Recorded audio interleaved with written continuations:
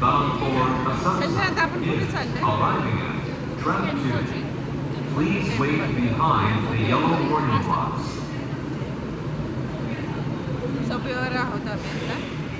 नमस्कार मंडळी, तर सकाळीच आम्ही जपानमध्ये टोकियो या शहरामध्ये पोहोचलेलो आहोत.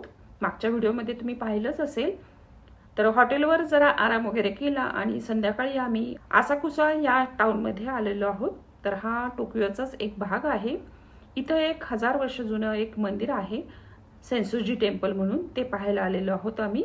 रस्ता क्रॉस केल्यानंतर लगेचच तुम्हाला सेन्सोजी टेम्पलचं कामिनारीमॉन हे गेट तुम्हाला दिसेल. इथं खूप सारे लँटेन्स लावलेले दिसतील. हा मोठा लँटेन जो आहे इथली खास ओळख आहे. प्रत्येक जण इथं फोटो काढत आहे.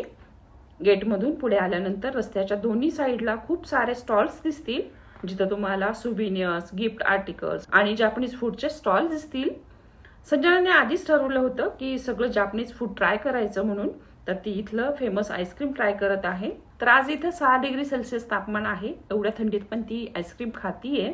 आता आपण मेन टेम्पलमध्ये आलेलो आहोत. हे टोकियोमधलं सगळ्यात जुनं टेम्पल आहे. जपानमध्ये शिंतो आणि बौद्ध धर्म दोन्ही एकत्रित मानतात.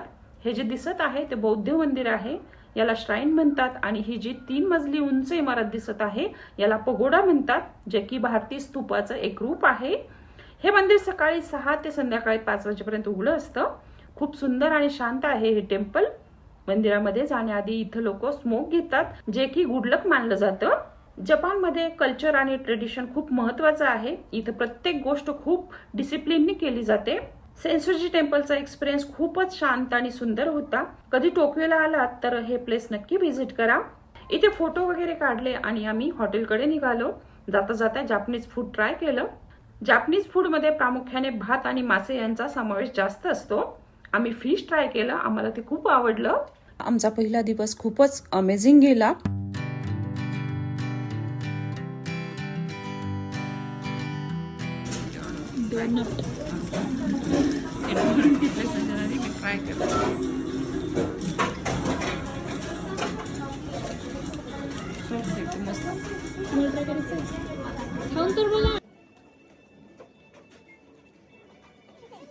पप्पाला क्रीम रोल आवडतो.